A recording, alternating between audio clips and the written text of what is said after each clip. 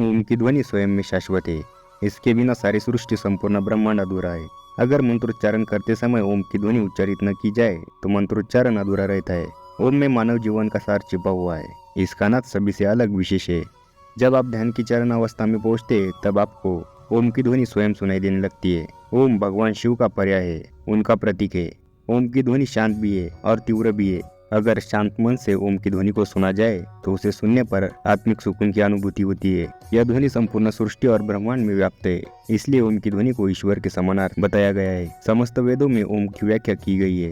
पुराणों में बताया गया है कि ओम की ध्वनि और प्रकाश के मिलन से ब्रह्मांड की उत्पत्ति हुई है। आज भी यह ध्वनि निरंतर रूप से जारी है। पूरे ब्रह्मांड में कंपन, ध्वनि और प्रकाश मौजूद है। जिस दिन सूर्य की ऊर्जा समाप्त हो जाएगी उस दिन भी केवल ओम की ध्वनि और प्रकाश ही उपस्थित होगा। ओम का उच्चारण 3 ध्वनियों से मिलकर बना है। इनका अर्थ वेदों में भी बताया गया है। ओम यानी अ, उ, म इन 3 शब्दों से मिलकर बना है। यह तीनों अक्षर तीनों देवों से संबंधित है।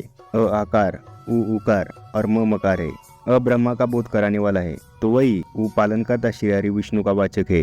न रुद्र यानी शिव का वाचक है। ओम का उच्चारण करते समय अ की ध्वनि का त्याग हृदय में, उ की ध्वनि का त्याग कंठ में और म की ध्वनि का त्याग तालु मध्य में किया जाता है। ओम का महत्व शब्दों में नहीं पिरोया जा सकता, केवल इसकी अनुभूति की जा सकती है। 3 अक्षरों से बने ओम की अपार महिमा है। इसके उच्चारण से नाभि, हृदय और आज्ञा चक्र जागृत हो जाता है। यह तीनों देव ब्रह्मा, विष्णु, महेश के साथ तीनों लोकों का भी प्रतीक है। शास्त्रों में ओम की ध्वनि के शतम अर्थात 100 से भी अधिक अर्थ बताए गए हैं। ओम का उच्चारण मोक्ष की ओर ले जा सकता है। यह एक अक्षर मंत्र है। ओम ही महामंत्र है। यह अनादि और अनंत तथा निर्वाण मोक्ष सभी का प्रतीक है। कैवल्य ज्ञान अर्थात ब्रह्म ज्ञान या आत्मज्ञान की चरम अवस्था में पहुंचना, यही चरम अवस्था योग की होती है। जब साधक ध्यान की अवस्था में शून्य की ओर चला जाता है, उस चरम सीमा पर पहुंचने पर व्यक्ति को ओम की ध्वनि स्वयं सुनाई देने लगती है। ओम से समस्त सृष्टि की उत्पत्ति है तो ओम के नाद में सृष्टि के अंत की क्षमता भी है। इसके नाद अर्थात ध्वनि में प्रलय को आमंत्रित करने की भी क्षमता है। यह समस्त ब्रह्मांड की विनाश की क्षमता रखता है। इसकी ध्वनि ब्रह्मांड की किसी भी अन्य वस्तु, प्राणी, ग्रह आदि से प्रभावशाली है। यह ध्वनि सूक्ष्म से ज्यादा सूक्ष्म हो सकती है तो वही यह विकराल से भी ज्यादा विकराल हो सकती है।